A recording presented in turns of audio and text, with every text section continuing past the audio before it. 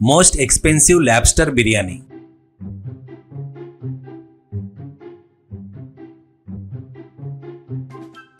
वैजाग के बीच पर कुछ लैबस्टर मिलकर मीटिंग रखते हैं। उनमें से बड़ा लैबस्टर, देखो उस तरुण की वजह से अपनी लैबस्टर खत्म होने के कगार पर है, इसलिए अपन उसको खत्म कर दिए तो हो जाता है, कहता है तो और एक लैबस्टर, क्यों गुरु इतने सडनली ऐसा डिसीजन क्यों लिया, रिस्क कौन लेगा। बड़ा लैबस्टर, देखो तुमको उसका टैलेंट समझ में नहीं आ रहा है। साल भर पहले ही वो स्ट्रीट फूड की गाड़ी लगाया था, एक लैबस्टर को पकड़कर बिरयानी बनाकर सेल किया। अभी उसका सेल्स रोज हजारों में है। जल्दी ही वो एक बड़ा होटल भी डालने जा रहा है करके मैंने सुना है। उसके 1000 बिरयानी बोले तो देखो कितने को डाल रहा है वो। ऊपर से उसका सबसे महंगा बिरयानी है, इसलिए मैं अपनी जान पर खेलकर उसके गले को काट कर या नाक को काट कर उसको खत्म कर दूंगा, ऐसा कहता है। वो बातें सुनकर बाकी लैबस्टर सभी तालियां बजाते हैं। तभी एक स्ट्रीट की गाड़ी बहुत बिजी थी।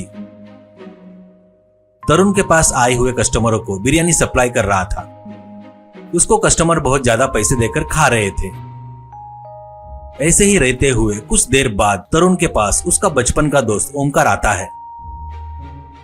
उसको देखकर शॉक होकर तरुण, तू जिंदा है क्या? बचपन में ही तू कहीं गायब हो गया था ना, कहाँ गया था रे? ओमकार, जय गुरुदेव, मैं बचपन में गुरु के पास कुछ विद्या सीख के आया यार। वैसे ही माँ बाप की जिम्मेदारी पूरी करके आ करके यहाँ पर भेजे तो यहाँ पर आया। तू यहाँ पर है करके पता चला तो ऐसे ही तेरे से मिलने के लिए आया हूँ। तरुण, सुपर यार, तू माया जादू बोलकर जंगल में जानवरों के साथ मिलकर रहा बोले तो तू ग्रेट है रे। वो तो ठीक है, पर ये मेरी गाड़ी है ना, मेरा भविष्य कैसा है बता तो एक बार, कहता है तो ओमकार आंखें बंद करके थोड़ी देर सोचता है। उसके बाद तरुण से, तेरा भविष्य बहुत अच्छा है, बहुत बड़ा होटल भी बनाएगा। इस बीच तेरे ऊपर तेरा मर्डर करने का स्केच बन रहा है। वो जाना बोले तो तू रोज कमाई सो कमाई का थोड़ा सा हिस्सा अलग निकाल कर उसे गेहूं के आटे के गोले बनाकर समुद्र में डालना होगा, ऐसा कहता है तो तरुण, क्या यार ये सब पर मैं विश्वास कर लेता करके सोच रहा है क्या?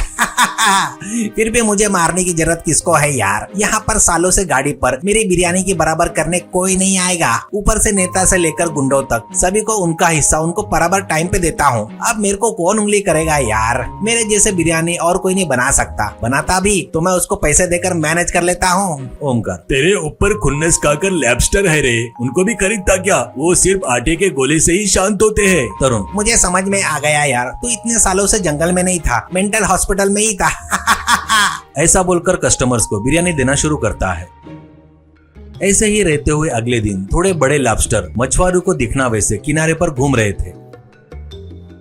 उनको फटाफट मछुआरे जाकर पकड़ लेते हैं और बाजू में ही तरुण के गाड़ी के पास जाकर उसको बेचते हैं।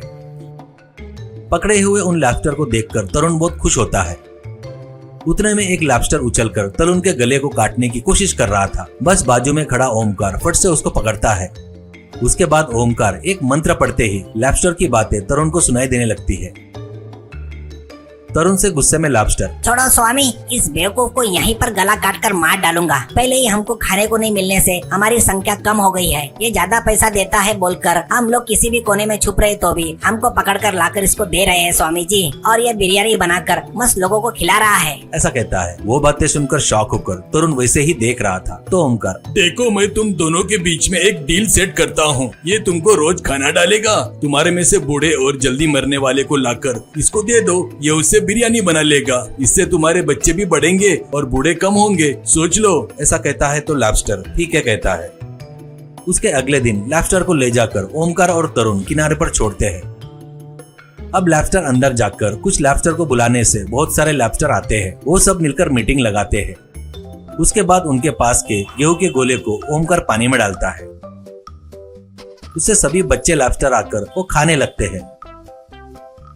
उसके बाद बहुत बूढ़े बूढ़े लॉबस्टर आकर तरुण के आगे आकर समर्पण करते हैं। वो सब देखकर आश्चर्य से भरा तरुण ओमकार को धन्यवाद देता है। उसके बाद वो एक बड़ा होटल बनाता है। उसमें बड़े बड़े लॉबस्टर से बनाया हुआ बिरयानी बेचने की वजह से बिरयानी बहुत एक्सपेंसिव रहते हुए बहुत फेमस हो जाता है। फिर भी कितना भी कमाया तो भी तरुण किसी भी दिन गेहूं के आटे के गोले को समुद्र में डालना कभी बंद नहीं करता।